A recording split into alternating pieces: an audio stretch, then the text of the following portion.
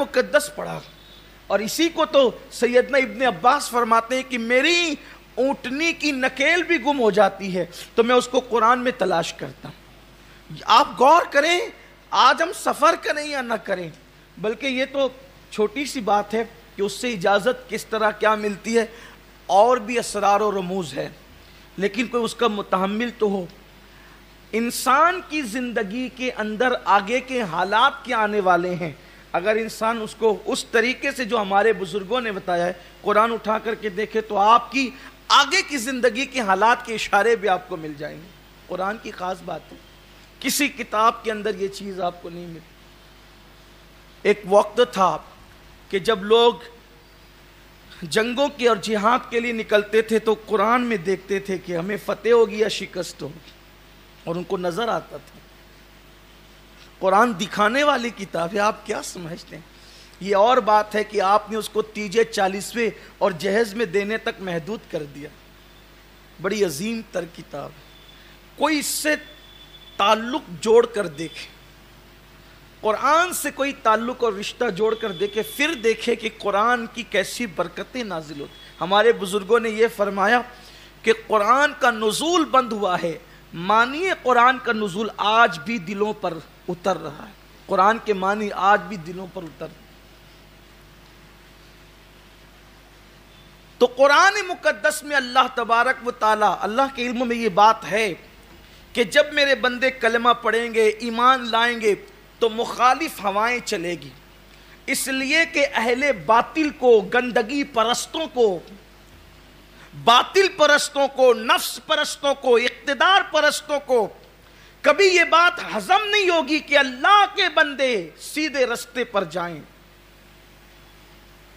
دنیا جانتی ہے جس دن اہل ایمان اس دنیا پر چھا جائیں گے، شیطنت کا خاتمہ ہو جائے گا، ظلم کا خاتمہ ہو جائے گا، وحشتوں کا اور دہشتوں کا خاتمہ ہو جائے گا۔ تو ہمیشہ باطل قوت نے چاہا، سب گوارا ہیں، اسلام گوارا نہیں ہے، تو وہ اسلام کو ہمیشہ سمیٹنے کی کوشش کرتے رہیں گے۔ اہل باطل، اہل ہوا، اہل نفس ہمیشہ اسلام کے دشمن رہیں گے، حالانکہ اسلام سے بڑھ کر اہل امن کوئی نہیں ہے، اہل اسلام سے بڑھ کر اہل امن کوئی نہیں ہے، اہل اسلام سے بڑھ کر اہل اخلاق کوئی نہیں ہے، اہل اسلام سے بڑھ کر اہل کردار کوئی نہیں ہے۔ لیکن سب کچھ کر کے بھی اسلام والے اس لیے لوگوں کو کھٹکتے ہیں کہ انہیں پتا ہے جس دن ان کا بول بالا ہوگا ہمارا خاتمہ ہوگا۔ قدرت کے علم میں یہ بات ہے کہ اہل اسلام جب اسلام قبول کریں گے تو ان کو اسلام سے ہٹانے کی کوشش کی جائے گی، اس کے لیے ان کو مارا جائے گا، پیٹا جائے گا، دھمکیاں دی جائے گی، مال چھینا جائے گا، املاک تباہ کی جائے گی، اولاد ذبح کی جائے گی، سب کچھ ہوگا۔ تو قرآن کہتا ہے جب تم پر ایسے حالات آئیں ایمان لانے کے بعد، قرآن کہتا ہے ان الذین قالوا ربنا اللہ، جن لوگوں نے کہا ہمارا، بے شک ہمارا رب اللہ ہے، جنہوں نے کہا ہمارا رب اللہ ہے، اور اس سے سچی بات کوئی اور نہیں ہے کہ ہمارا رب اللہ ہے، یہ سب سے سچی بات ہے، ہمارا رب اللہ ہے۔ اب یہاں میں آپ کو آگے گفتگو بڑھانے سے پہلے ایک بات عرض کروں، ہمارا رب اللہ ہے یہ ہم نہیں کہہ رہے صرف، بلکہ رب نے کہا ہے کہ میں تمہارا رب ہوں۔ اب یعنی اللہ سے جو اپنا رشتہ ہے، اللہ سے جو اپنا رشتہ ہے، سارے رشتوں سے پہلا رشتہ ہمارا اللہ سے ہے۔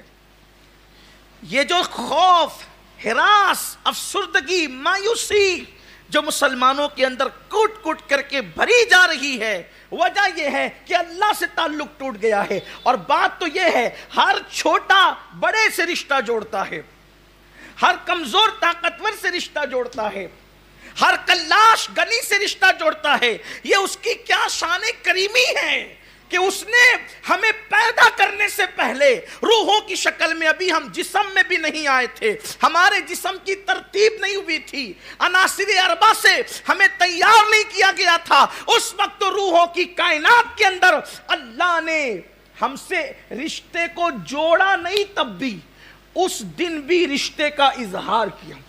رشتہ جوڑا کب، وہ تو جوڑنے والا ہی جانے. یعنی رشتے کی تاریخ، قدرت سے ہمارے رشتے کی تاریخ کتنی پرانی، کتنی قدیم ہے. اس دن بھی جب ہم روح کی شکل میں تھے، رشتہ جوڑا نہیں بلکہ اظہار کیا. الستُ بربکم، یہ نہیں کیا آج سے میں تمہارا رب نہیں ہوں، یہ نہیں کہا. الستُ بربکم، کیا میں تمہارا رب نہیں ہوں؟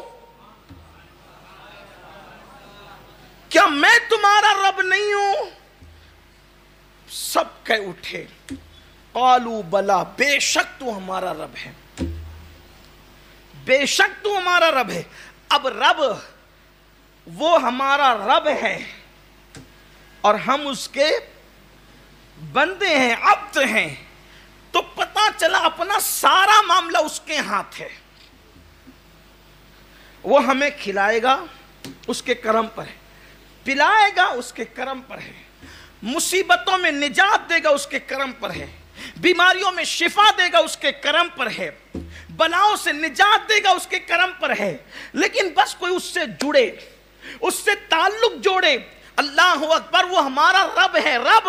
اسی لیے صوفیاء کرام کو سب سے زیادہ جس جملے میں لذت آتی تھی یہ کہنے میں، ربنا ربنا ربنا، اے ہمارے رب، اے ہمارے رب، اے ہمارے رب.